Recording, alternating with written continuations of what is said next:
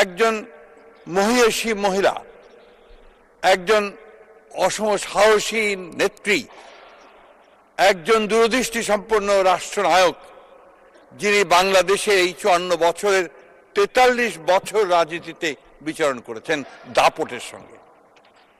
এই নেত্রী বাংলাদেশে তিনবার তিনি প্রধানমন্ত্রী নির্বাচিত হয়েছেন বিপুল ভোটে এবং সম্পূর্ণ একটি নিরপেক্ষ ভোটের মাধ্যমে। তিনি 2 বার বিরোধী দলের নেত্রী নির্বাচিত হয়েছেন এবং প্রতিটি ক্ষেত্রেই তার যে মূল লক্ষ্য ছিল, সে লক্ষ্য ছিল বাংলাদেশে গণতন্ত্রকে প্রতিষ্ঠা করা।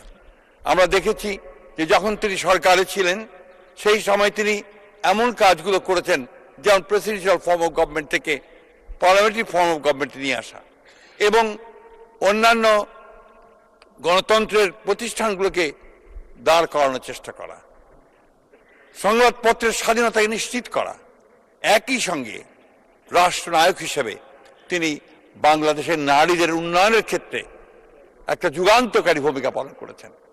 তিনি মেয়েদের ক্লাস 10 পর্যন্ত লেখাপড়াকে অবৈতনিক করেছিলেন এবং মহিলাদের ক্ষমতায়নের জন্য তিনি অনেক কাজ করেছিলেন।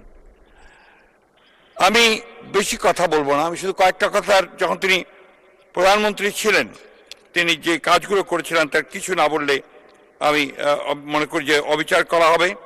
তিনি প্রাথমিক শিক্ষাকে বাধ্যতামূলক করেছিলেন, যেটা একটা যুগান্তকারী পদক্ষেপ ছিল এডুকেশনের ক্ষেত্রে।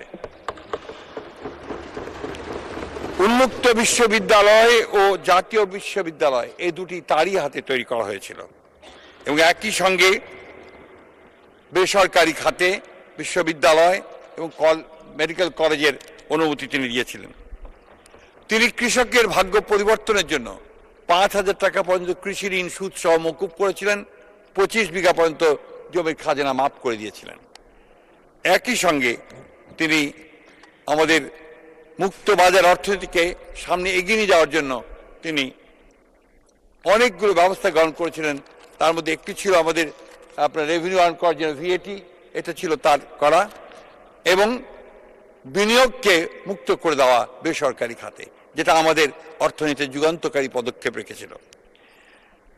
একই সঙ্গে অনুমতি ছাড়াই 30 কোটি টাকা বিনিয়োগের সীমা নির্ধারণ করা হয়েছিল এবং নতুন শিল্প প্রতিষ্ঠা করা হয়েছিল সেই সময়।